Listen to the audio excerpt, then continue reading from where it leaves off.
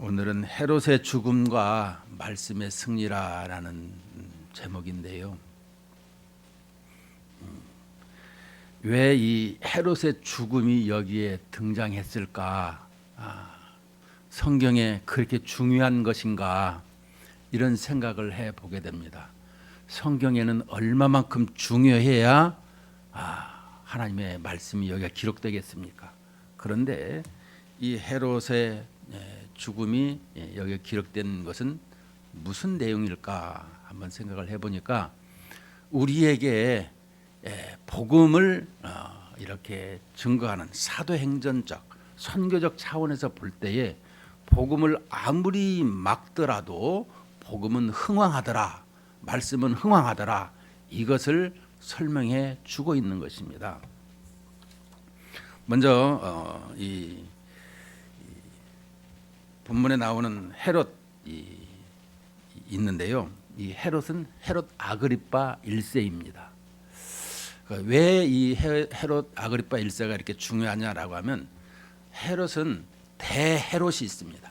예수님 모시기 전에 대헤롯이 있었는데 그 헤롯의 아들들은 이 세 사람이 있어요.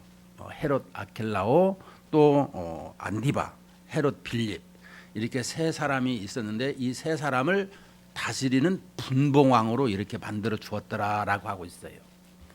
근데 이 분봉왕을 이렇게 있었는데 형제간끼리 이 조그만 유대와 사마리아 땅을 나눠서 있다 보니까 이렇게 서로 으르렁대고 싸움질도 많이 했는데 이 손자 대헤롯의 손자 아그리파 1세는 이 세 사람 분봉왕이 가진 땅보다도 더 넓은 영토를 이제 가지게 되었어요. 아주 힘 있는 이런 이 헤롯이 되었던 것입니다. 이 헤롯은 위로는 황제, 로마의 황제에게 이제 말을 잘 들어야 되겠죠. 배신하지 말라. 또 네가 다스리는 나라의 이 영토에 시끄러운 싸움이 일어나지 않도록 반란을 조심하라. 밑으로는 이 유대민족, 이 사람들을 잘 다스리고 조용하게 해야 할 이런 사명, 어떤 자기에게 주어진 왕직을 가지고 나아가게 되었다라는 것입니다. 그런데 우리가 잘 알다시피 이 헤롯은 에서의 후손이라는 거예요. 에서. 자, 에서의 후손은 뭐가 있죠?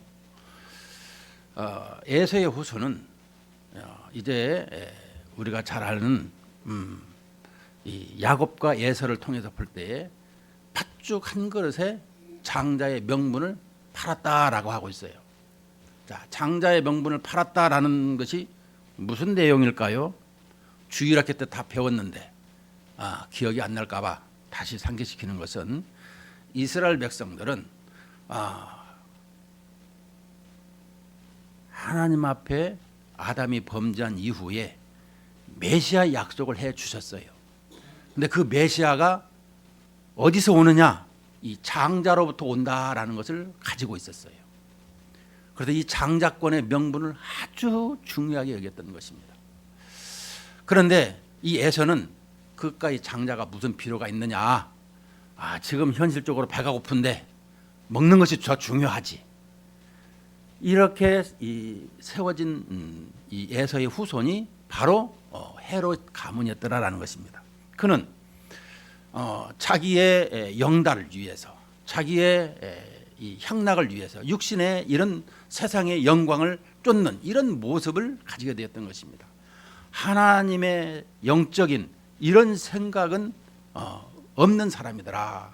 그래서 이 헤롯은 여기에서 보면 사탄의 배우로 등장을 하고 있습니다. 이 헤롯이 하나님의 말씀을 이제 가지고 살아야 되는데 그렇지 않아요. 왜냐? 로마서 13장 1절에 보게 되면 모든 권세는 하나님이 주셨다 그랬어요.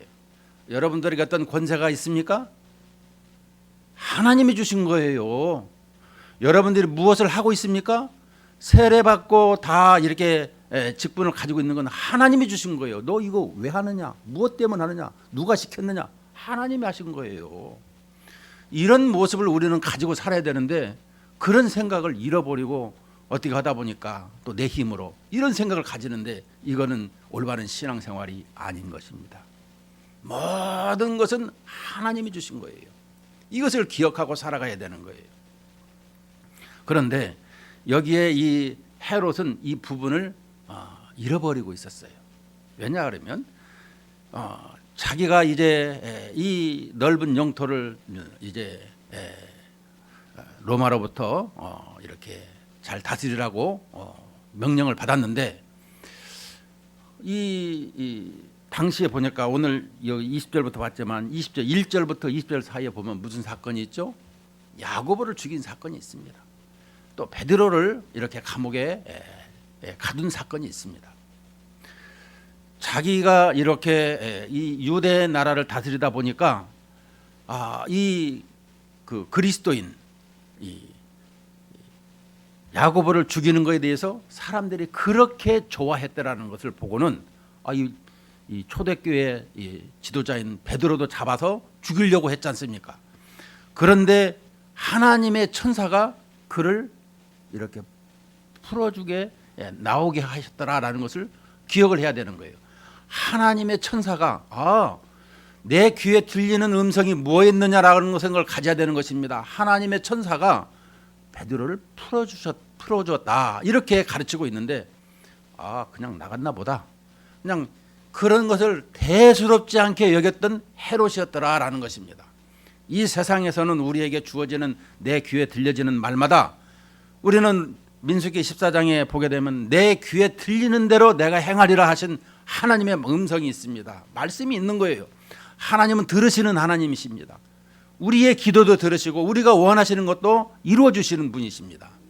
그런데 이렇게 하나님에 대해서는 무관심하고 하나님에 대해서 이런 부분을 아주 그냥 흘러내버리는 소홀히 여기는 이런 모습을 가졌던 것입니다. 우리는 이런 부분에 대해서 항상 깨어있는 이런 삶을 살아야 된다라는 것을 가르쳐 주고 있는 것입니다. 이 당시에 로마에서 그 헤롯에게 이 이림한 모든 고난을 보게 되면 그까이 그 사람 하나 죽였다고 해서 왜 죽였느냐, 무엇 때문에 죽였느냐 이런 거 따지지를 않아요. 조용하기 위해서 죽였다 그러면 물어보지도 않아요. 당시에 로마의 법이었더라 이렇게 표현할 수가 있는 것입니다. 이런 시대에 있었더라라는 것을 볼 때에 문제는 20절의 본문을 보게 됩니다. 헤롯이 두로와 시돈 사람들을 대단히 노여워하니 그들의 지방이 왕국에서 나는 양식을 먹는 까닭에 한 마음으로 그에게 나와 왕의 침소 맡은 신하 블라스도를 설득하여 화목하기를 청한지라. 자, 여기서 보면 이게 좀 무슨 내용인가 이런 것이 좀 들 수가 있어요. 자, 두로와 시돈 하게 되면 아주 우상을 섬기는 도시다. 그래서 주님도 여기를 아주 이렇게 강한 어조로 우상 섬김을 말씀하셨는데, 우리는 구약 성경에 보면 이세벨이라고 하는 여자가 이 지역 출신입니다. 그래서 아주 그냥 구약의 이 복음이 그냥 하나님의 말씀이 끊어지게 만들 정도로 이렇게 악한 이런 이세벨 여자였었는데, 이처럼 이 두로와 시돈 사람들은 우상을 섬겼는데 이 지역은 해양 민족이죠. 또한 이 바다를 이렇게 함께 생활하는 사람들이라서 이 배에 대해서만큼은 아주 능수능란한 사람들이었습니다. 그런데 이 이스라엘 사람들은, 이 유대 사람들은 내륙에 있는 사람들이죠. 그래서 내륙에 있는 모든 것을 이제 이 밖으로 내갈라 그러면 여기에 두로와 시돈을 활용을 해야 된다라는 것입니다. 이 배경 속에 보게 되면 물론 이스라엘 땅도 요빠 항구도 있죠. 물론 시돈에서 요빠 항구로 이렇게 예루살렘으로 들어온 이 솔로몬 시대에는 그렇게 이루어지기도 했지만 여기서 볼 적에 이 지금 헤롯 통치하에 있을 적에 이 두로와 시돈 사람들 이들까지도 이제 함께 하게 되는데 이들이 이제 이 이스라엘 사람들의 그 내륙에서 배를 활용하는 데 있어서 조금 어긋장 놓는 이런 분위기였던가 봐요. 그러니까 헤롯이 그래 너희들 두고 보자, 이놈들을 한번 혼내줘야 되겠다, 이런 마음을 지금 가지고 있던 차에 여기에 시돈 사람들을 대하여 대단히 노여하니 이런 말이 되는 것입니다. 그래서 그들의 지방이 왕국에서 나는 양식을 먹는 까닭에 이제는 유대 지방에서 나오는 그 양식 때문에 이 한마음으로 그에게 나와 왕의 침소 맡은 신하 블라스도를 설득하여 화목하기를 청한지라. 그러니까 이제 이 헤롯의 말을 잘 듣지를 않다 보니까 이제 이 헤롯이 두고 보자는 식으로 있는 것을 알고 난 뒤부터 이 두로와 시돈 사람들이 그러면은 안 되는데, 왜냐 우리가 지금 이 헤롯에게서 양식을 우리가 구하해서 먹고 살잖냐, 만일 안 주면 어떡한다냐, 이래 가지고 이제 그의 침소 맡은 자 이 로비스트죠, 블라스도를 이제 설득하여 화목하기를 청했더라, 이렇게 설명을 해주고 있는 것입니다. 그런데 이 화목하기를 청했는데 그날이 언제였는가? 21절에 헤롯이 이제 나를 택했더라라고 하고 있습니다. 나를 택했더라, 그 날이 언제냐라고 하면은 요세푸스의 그 역사가죠. 요세푸스의 이 말을 인용하면 로마 황제 글라우디오의 생일의 축제가 있는데 그 축제는 여러 날 이렇게 하게 되었는데 이 날이 둘째 날이다라고 기록을 하고 있습니다. 그 장소는 어디냐라고 하면 가이사라 빌립보, 그러니까 가이사라라고 하면은 이 빌립보 지역에 가이사라 황제를 추종해서 그 황제가 받으시기에 좋은 거기다가 이 도시를 건설했더라라는 것입니다. 그리고 그 도시에 건설을 하고 자기 휴양지를 거기다가 만들어 놨어요. 그래서 자기가 어떤 일이 있거나 어떤 이게 쉬고 싶을 때 그래서 거기 가서 이렇게 쉬고 그랬더라라는 것입니다. 자, 그런데 그때 이제 이 자리에 둘째 날인데, 문제는 이 둘째 날에 그 자리에 있지도 않는 글라우디오를 즐겁게 하겠다라고 해서 가이사라에서 축제를 준비했다라는 것입니다. 축제를 준비했는데 이 황제를 위해 도시도 만들고 축제를 하는데 또 거기에 주둔하고 있는 군인들도 다 오라고 했습니다. 그래서 많은 사람들과 잔치를 벌였는데 그 황제 자리에 이 황제가 없으니까 자기가 거기에 앉았던 것입니다. 그런데 이 헤롯이 아주 언변이 좋았다고 합니다. 말을 그렇게 잘했대요. 우리가 보면 청중들 동원하는데 히틀러가 이렇게 언변이 좋았다고 하는데 여기에 헤롯도 아주 언변이 좋았다라고 설명을 해주고 있습니다. 또 한 가지는 이 축제를 이렇게 밤에 하는 사람, 또 새벽에 하는 사람, 이런 사람들이 있죠. 이렇게 하이라이트를 비춰서 포커스를 집중시킬 수 있도록 이렇게 하는 것을 볼 수가 있는데요. 여기에도 아침에 일찍부터 동뜨기 전부터 이렇게 이 축제를 했던가 봐요. 둘째 날이니까 이어져서 계속해서. 그런데 이 황제가 이 헤롯이 둘째 날 아침에 옷을 입고 나왔는데 어떤 옷을 입었느냐? 이게 은으로 만들어서 은을 다 두들겨 가지고 은으로 얇게 해가지고 온 이렇게 옷을 입었는데 은빛 색깔의 옷을 입었더라, 이렇게 말해주고 있습니다. 그래서 이게 단상에 올라가서 이렇게 말을 하고 있는데 저쪽에서 햇빛이 떠오르면서 짜잔하고 비치는 거예요. 그러니까 이렇게 너무너무 멋있어 보이는 것을 여기서 뭐라고 했느냐? 여기 21절에 헤롯이 나를 택하여 왕복을 입고 단상에 앉아 백성에게 연설하니 그랬습니다. 이제 왕복을 입었는데 이게 하얀 이게 은색 옷을 이렇게 두들긴 그 옷을 입었다 그래요. 이 요세포스에 의하면 자 백성에게 연설하니 백성들이 크게 부르되 이것은 신의 소리요 사람의 소리가 아니라. 그러니까 이 두로와 시돈 사람들이 지금 이 청탁을 하고 지금 어떻게 하든지 잘 보여야 되겠는데 연설을 너무너무 잘하니까 거기에서 이는 사람의 소리가 아니요 신의 소리입니다. 이렇게 아첨하는 소리를 들었다라는 것입니다. 근데 문제는 이런 아첨하는 소리, 칭찬하는 소리를 그런 소리를 들었을 때에 어떤 반응을 해야 되느냐라는 것입니다. 여기 보니까 그 소리를 듣고 그냥 용납하고 수납했더라라는 것입니다. 누가? 헤롯이. 그 모든 것은 하나님 앞에 영광이 돌아가져야 되는데 그것을 그대로 수납했더라는 것입니다.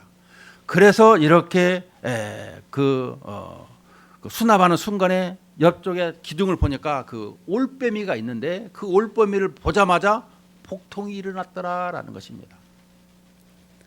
그래서 그 즉시로 이 왕궁으로 옮겨가지고 복통 5일 만에 죽었는데 여기서 뭐라 그랬어요? 주의 사자가 고치니 벌레에게 먹혀 죽으니라. 이게 어떤 데는 충이 먹었다라고 하는데 이 뱃 속에 이제 뭐 무슨 이 벌레가 이 창자를 파먹었다라는 거예요. 그러니까 복통이 일어나면서 그 벌레가 이 내장에 있으면서 그걸 파먹어갖고 죽었는데 이 외경에 보게 되면 얼마나 냄새가 심했는지 군인들이 코를 막고 그 시체를 손댔다고 그래요. 이 정도로 이 벌레를 먹었다라는 충이 먹었다 죽었다고 하는데 이것은 무슨 내용이시겠는가 이런 것을 보게 되면 이 자기가 또 죽으면서 이런 말을 했다 그래요. 너희가 나를 신이라고 부른 것으로 인하여 나는 죽게 되었다. 죽으면서 이 딱 한마디를 또 했다고 합니다. 죽으면서 이제 정신을 차린 것 같죠. 자, 우리가 여기서 이것을 보면은 복음에 대해서 무관심하고 하나님에 대해서 무관심하고 오직 세상에서 자기의 영달을 위해서만 살아가고 또 자기의 안위를 위해서만 살아가는 이런 사람이 복음을 자꾸 저해시켰지만 하나님의 말씀은 그 다음에 뭐라고 했어요? 하나님의 말씀은 흥왕하여 더하더라. 복음은 막히거나 또 이렇게 끊어지지를 않고 계속해서 가고 있더라. 복음은 막을 수가 없더라. 이것을 설명해 주고 있는 것입니다. 그러니까 사도행전 성령으로 말미암아 선교가 이루어지는데 막힘이나 끊김이 없이 계속해서 말씀은 흥황하게 되더라. 이런 것을 지금 기록하게 하신 것이죠. 우리는 무엇을 하다가 안 되게 되면 이거 왜 이러지? 이건 아닌가? 우리 신앙이 흔들릴 때가 있어요. 그런데 결코 흔들리지를 말라라고 지금 성경은 말씀해 주고 있는 것입니다. 우리가 무엇을 할 때마다 참 힘들 때가 많이 있습니다. 왜 나에게는 이렇게 힘든 것이 있을까? 오늘 여기에도 보게 되면 우리에게 특별히 가르치는 것은 무엇입니까? 누가 무엇을 하든지 나는 내 신앙을 지키며 나아가는 이런 모습을 가지고 있어야 된다라는 거예요.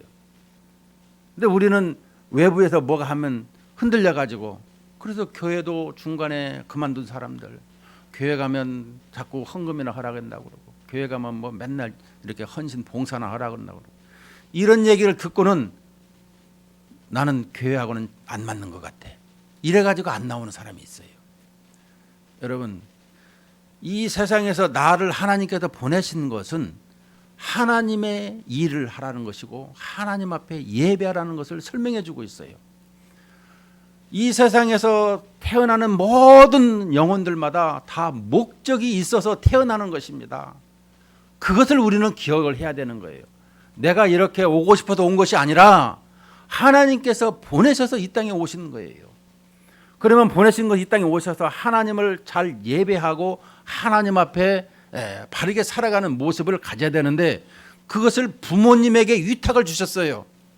그래서 부모님들은 자녀들을 하나님을 더 잘 알게 하고 하나님의 뜻 가운데 살아가도록 그들에게 가르치고 또 행해야 할 의무를 가지고 있는 거예요.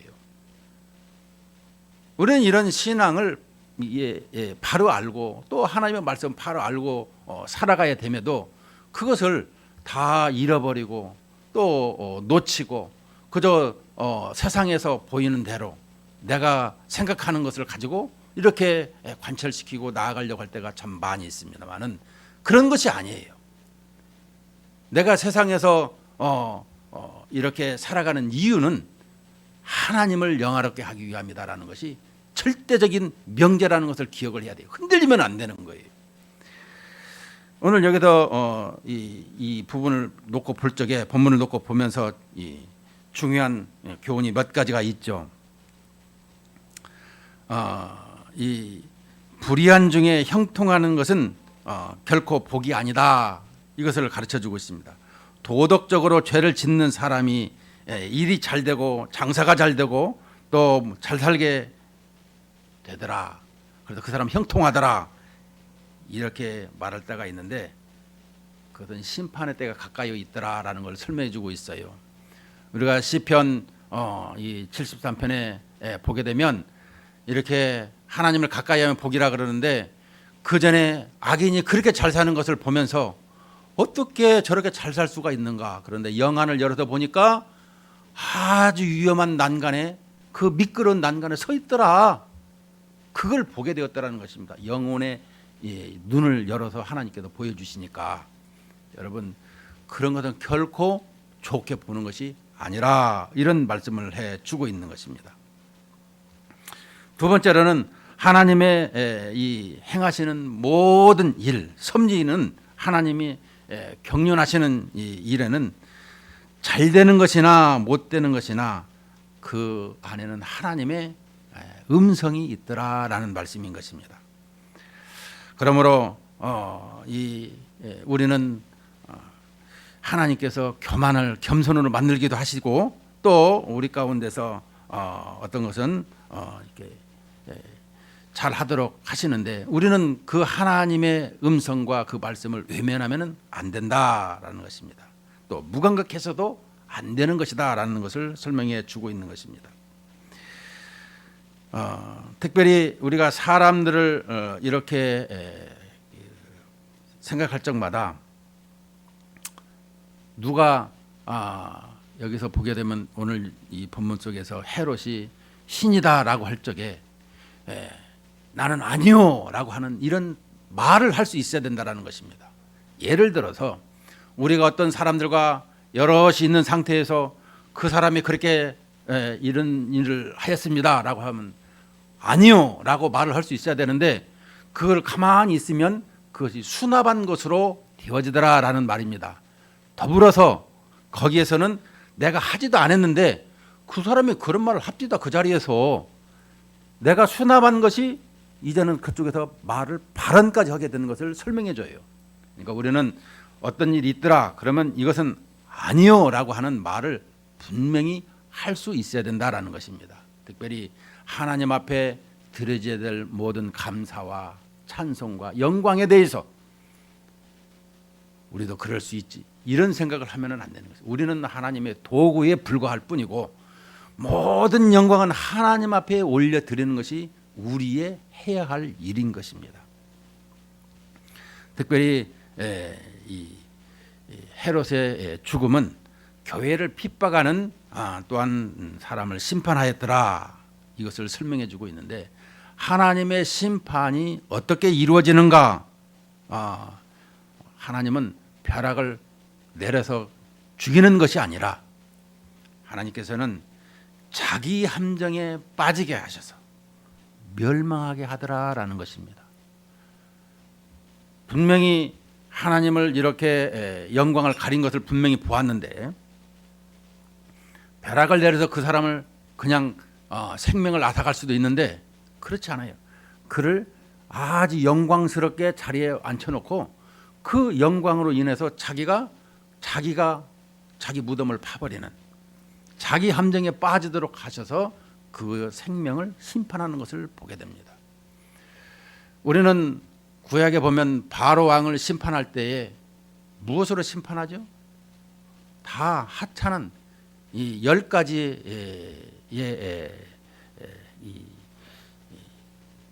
재앙을 통해서 하는 것을 보는데 뭐 피계, 이파학, 도구, 매흑장 다 보게 되면 이 개구리 무슨 파리 이런 것을 통해서 이렇게 심판하는 걸 볼 때 하나님께서는 그까이 거 크게 할 것도 없어. 그냥 하찮은 것으로도 얼마든지 심판할 수 있더라. 이것을 우리는 또 기억을 해야 되는 것입니다. 내가 무슨 대단한 것처럼 여긴다, 그런 말 하시면 안 되는 거예요. 우리는 먼지 티끌과 같은 사람이라는 거예요. 항상 기억해야 되는 것입니다. 그래서 최종적으로 우리는 모든 크고 작은 일에서 하나님 앞에 감사를 해야 된다라는 것입니다. 다윗은 시편에서 이렇게 고백했습니다. 하나님이여 영광을 내게 돌리지 말아 주소서 하고 기도를 드린 것을 볼 수가 있습니다. 어떻게 내가 한 것이 무엇이 있습니까? 다 하나님이 이루어 주시고 행해 주신 거예요. 내가 어떤 믿음이 있습니까? 내가 어떤 무엇을 했습니까? 여러분, 처음에는 아니 내가 건강하고 내가 또 이렇게 공부도 해서 지식도 있으니까, 그런데 그런 건강을 주신 분이 누구냐? 그런 지혜 지식의 은사를 주신 분이 누구냐? 모든 것은 하나에서 열까지 하나님이 하시는 거예요.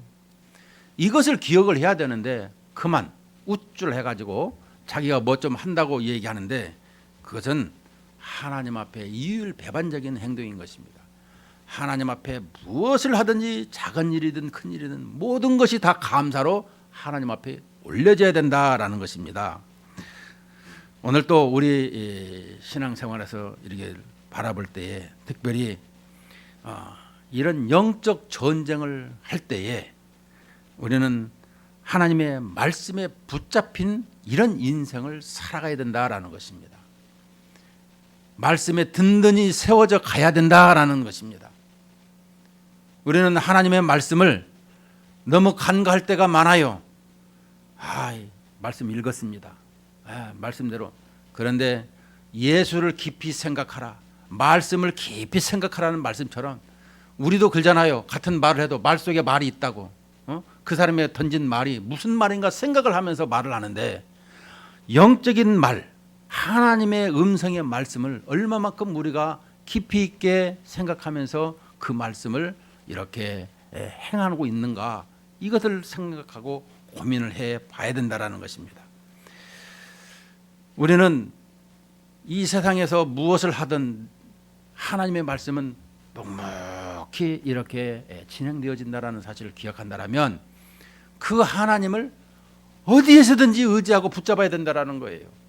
내 삶의 현장 어디에서든지, 내가 감사할 때나 또 슬플 때나 너무 힘들 때나 또 이렇게 좋을 때나 모든 일에 하나님 앞에 그 모든 것을 의지하는 어린아이 같은 심정으로 항상 우리 신앙이 되어야 된다는 말이 여기 있지 않습니까? 어머니의 치맛자를 붙잡듯이 우리가 하나님의 말씀을 붙잡고 살아야 된다는 것입니다. 그런데 그 말씀이죠.